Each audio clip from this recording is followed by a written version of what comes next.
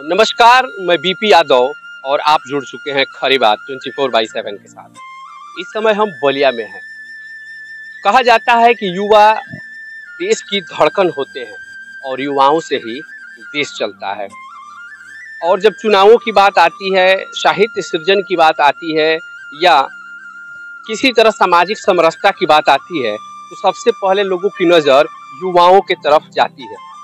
आज हमारे साथ एक युवा जुड़ने वाले हैं जिनका नाम है अभिषेक सिंह गिल्लू, जो कि जनपद के एक प्रतिष्ठित व्यवसायी भी हैं और शौक से ये गीतकार, साहित्यकार और कला प्रेमी भी हैं। तो इनसे आज जुड़ेंगे और विभिन्न मुद्दों पे इनके साथ चर्चा करेंगे। अभिषेक सिंह जी, आपका बहुत बहुत स्वागत है।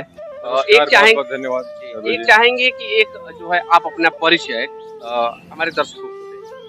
मेरा नाम अभिषेक सिंह गिल्लू है और मैं बलिया जनपद का मूल निवासी हूँ और पुश्तैनी व्यवसायिक परिवार रहा है हमारा। बाप दादाओं का जो नाम है और उसी को प्रयास कर रहा हूँ निरंतर कि आगे बढ़ाने का, उसी दृष्टिकोण पे हम लोग काम कर रहे हैं। अभिषेक से ये हम जानना चाहेंगे कि आप लिखते भी हैं, कुछ गुनगुनाते भी हैं, तो आखिर एक व्यवसायी के मन में ऐसे ख्याल कब आने लगे, कब आपको वक्त मिल जाता है कि आप कुछ पंक्तियां लिख डालते हैं? देखिए, हर इंसान के दिल में या जहन में जो भावनाएं उत्पन्न होती हैं, उसी को आदमी कलम के जरिए किताबों पे उतारता है। और आजकल का जो माहौल है, जिस तरीके का हेक्टिक शेड्यूल जो कहा जाए, उसमें आदमी समय निकाल कर थोड़ी सी मानसिक शांति के लिए और अपनी आत्मीयता के लिए। हाँ, ये बात आपने सही कहा कि आजकल का जो बिजी शेड्यूल है, उसमें परिवेश है उसमें उस तरीके इसलिए आदमी समय निकाल लेता है कि भाई थोड़ा सा फिजिकल फिटनेस के लिए एक्सरसाइज हो गया, थोड़ा सा कुछ क्या कहते हैं किताबी बातें हो गई, कुछ और बहुत सारे बुद्धिजीवी हैं जिनको सुनता रहता हूँ, जिनको पढ़ता हूँ और कुछ अगर पसंद आ जाता है तो याद कर लेता हूँ। तो आज का जो माहौल है इस समय और जो चुनावी जो परिवेश है, या हम लोग एक फॉर एग्जांपल आपको बता, जब हम लोग की स्टडीज चल रही थी तो उस पीरियड में मुझे नहीं पता था कि हाँ ये किस कास्ट का बच्चा है जो मेरे साथ मेरा सहपाठी है। ये सही आपने कहा कि पहले हम लोग कभी ये पूछा नहीं करते थे कि तुम कौन से कास्ट के हो, कौन सी बिरादरी के हो। दोस्ती से पहले हम ये पूछा नहीं करते थे कि हाँ तुम्हारे फादर की आमदनी कितनी है, या तुम किस घर से ताल्लुक रखते हो, या तुम किस जात के हो। मोहब्बत हुआ जी, वो लगाव हुआ करता था। वो हिंदू या मुसलमान या ये यादव है, ये ब्राह्मण है, ये ठाकुर है, नहीं था। तो उसी परिवेश में हूँ और वो उसी जहन का हूँ, इसीलिए आज भी मैं कभी इस तरह का भेदभाव नहीं मानता हूँ। लेकिन जैसे आज वर्तमान परिस्थितियों में आप देख रहे हैं तो ये चीजें बढ़ गई है। छोटे क्लास में भी बच्चे आना शुरू होते हैं, तो एक ये हो गया है कि ये हिंदू है, ये मुस्लिम है, और ये यादव है, ये ब्राह्मण है, ये क्षत्रिय है, या ये वैश्य है। इस तरह की आज बढ़ी है ना, बहुत ज्यादा बढ़ी है।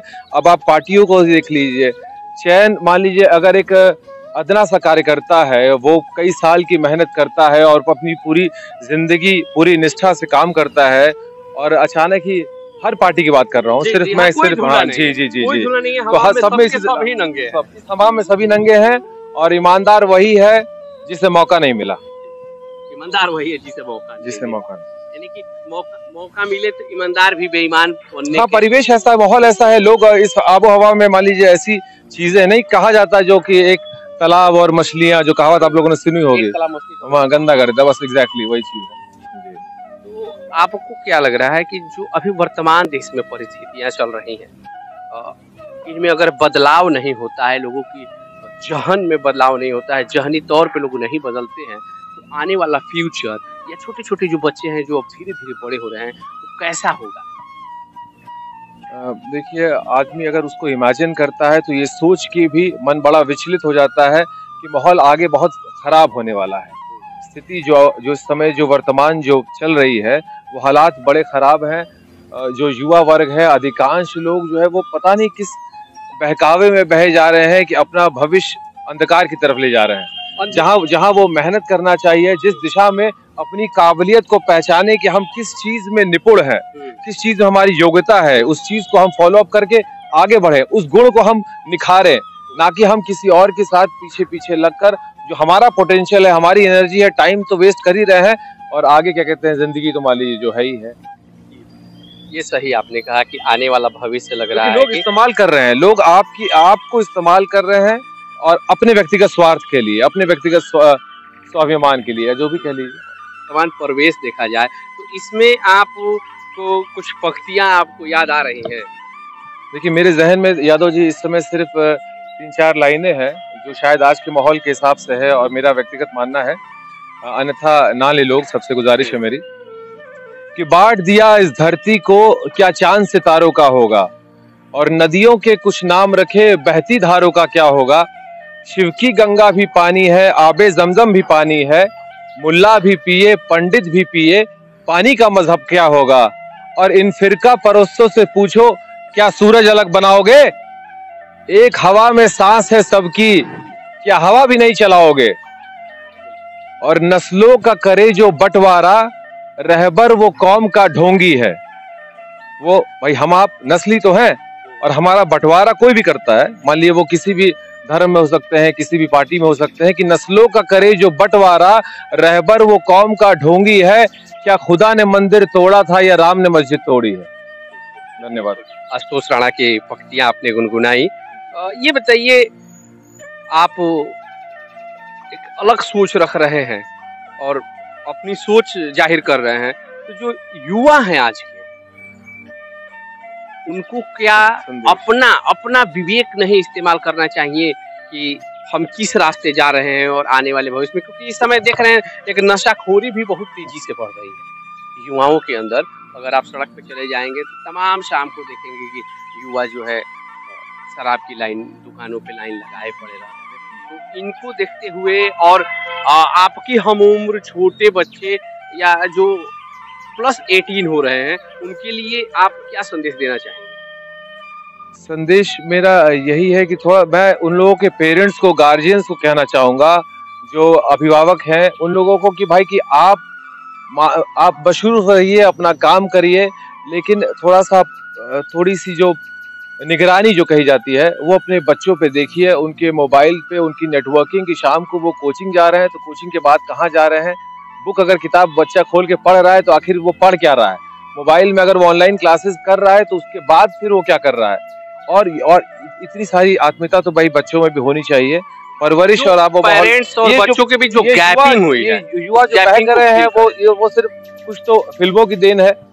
जो रोल मॉडल जो पहले स्वामी विवेकानंद जी और भगत सिंह और चंद्रशेखर आजाद और ये थे, आजकल पोस्टर पे देख ही रहे हैं कि ट्रेंड कैसा चल रहा है। फिल्में भी व्यवसायिक दृष्टिकोण से बन रही है, जो एक सोशल मैसेज लेके चलती थी, पैरेलल सिनेमा या क्लासिकल सिनेमा।